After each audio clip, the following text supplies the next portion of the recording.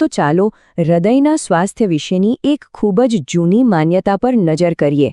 એ માન્યતા કે આપણા કોલેસ્ટ્રોલના જે આંકડા છે એ જ બધું નક્કી કરે છે કે હૃદયરોગનું જોખમ કેટલું છે. પણ શું ખરેખર એવું છે?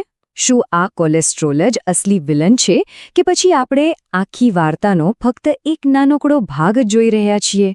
ચાલો આજે આની પાછળનું સત્ય શોધીએ. જુઓ, દાયકાઓથી તો એવું જ ચાલ્યું આવે છે કે હૃદયના સ્વાસ્થ્યનો આખો દારૂમદાર બ્લડ ટેસ્ટના રિપોર્ટમાં લખેલા અમુક નંબરો પર હોય છે. જેવું LDL વધારે આવ્યું એટલે ચિંતાની ઘંટડી વાગવા માંડે છે. પણ આ તો માત્ર અડધી હકીકત છે.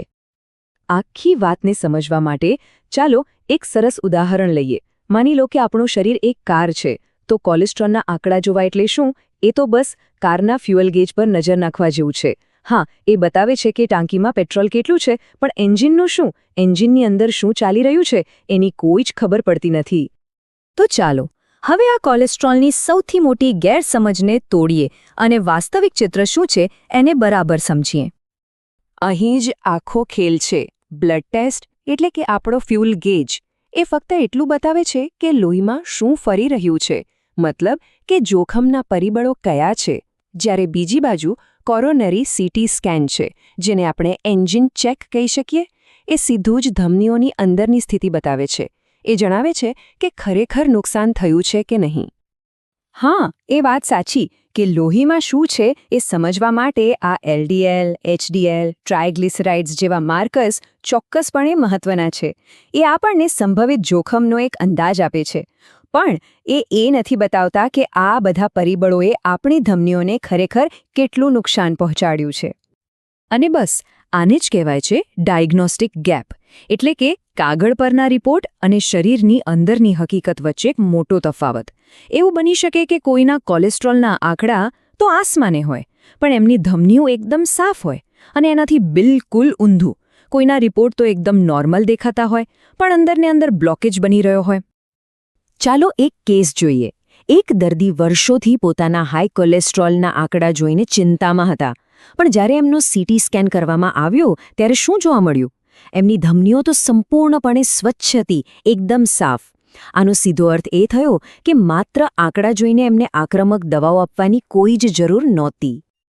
હવે બીજો અને વધુ ગંભીર કિસ્સો જુઓ. એક દર્દીના કોલેસ્ટ્રોલના બધા જ રિપોર્ટ્સ એકદમ પરફેક્ટ હતા.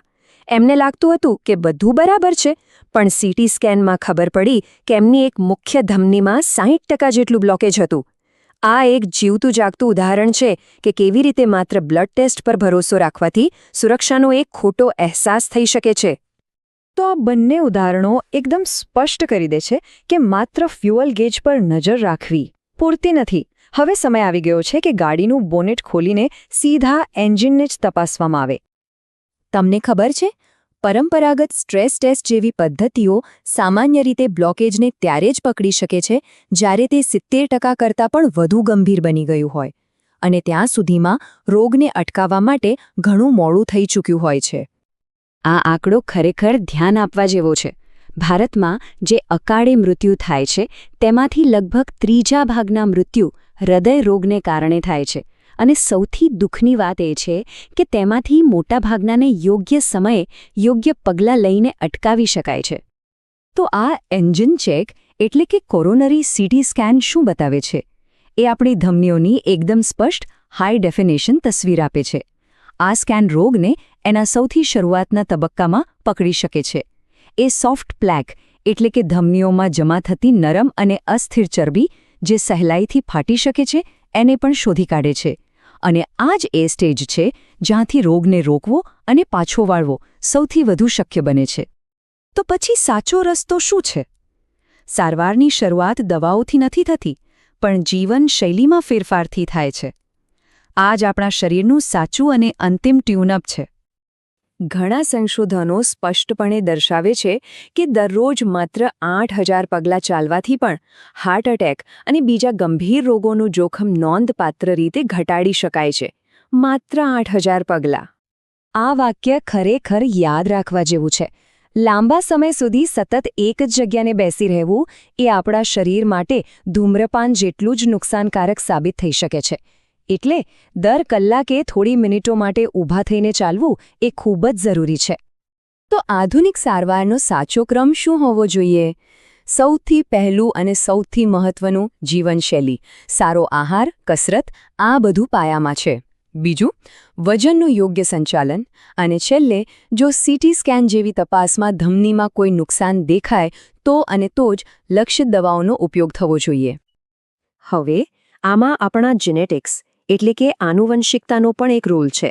જુઓ, લગભગ 25% લોકો એવા હોય છે જેમને હૃદયરોગનું મજબૂત આનુવંશિક જોખમ હોય છે, અને બીજા 25% લોકો એવા છે જેમને જેનેટિક્સથી જ જાણે રક્ષણ મળેલું હોય. પણ સૌથી મોટો વર્ગ કયો છે? એ છે બાકીના 50% લોકો. આ લોકો જાણે વાડ પર બેઠા છે. એમનું ભવિષ્ય એમની જીવનશૈલીની પસંદગીઓ પર આધાર રાખે છે. આનો અર્થ એ કે મોટાભાગના લોકો માટે એમની આદતો જ નિર્ણાયક છે. તો આ બધી માહિતીને જોડીને આપણે હૃદયના સ્વાસ્થ્ય માટે એક તદ્દન નવો અને વધુ અસરકારક રોડમેપ બનાવી શકીએ છીએ. આ ટેબલ જૂના અને નવા દૃષ્ટિકોણ વચ્ચેનો તફાવત એકદમ સ્પષ્ટ કરી દે છે. આપણે હવે માત્ર કોલેસ્ટ્રોલના આંકડા ઘટાડવા પર ધ્યાન નથી આપતા, પણ ધમનીઓમાં થયેલા વાસ્તવિક નુકસાનને સુધારવા પર ધ્યાન કેન્દ્રિત કરી રહ્યા છે. આ આખો માર્ગ જોખમના અનુમાનથી આગળ વધીને નુકસાનની પુષ્ટિ તરફ જવાનો છે. તો આ સમગ્ર ચર્ચાનું સાર શું છે? એ જ કે વાસ્તવિક દુશ્મન કોલેસ્ટ્રોલ પોતે નથી. અસલી દુશ્મન છે આપણી ધમનીઓની અંદર શું ચાલી રહ્યું છે તેના વિશેની આપણી અજ્ઞાનતા. યાદ રાખો, હાર્ટ એટેક ત્યારે આવે છે જ્યારે ધમનીઓ નબળી પડે છે, નહીં કે જ્યારે રિપોર્ટમાં કોઈ આંકડો ખરાબ દેખાય. તો અંતે સવાલ બસ એટલો જ છે. ફ્યુઅલ ગેજ તો આપણે બધા નિયમિતપણે ચેક કરતા જ હોઈએ છીએ, બરાબર ને? એટલે કે બ્લડ રિપોર્ટ્સ. પણ શું હવે ખરેખર એન્જિનની હાલત શું છે જાણવા માટે હોડ ખોલીને જોવાનો સમય નથી આવી ગયો?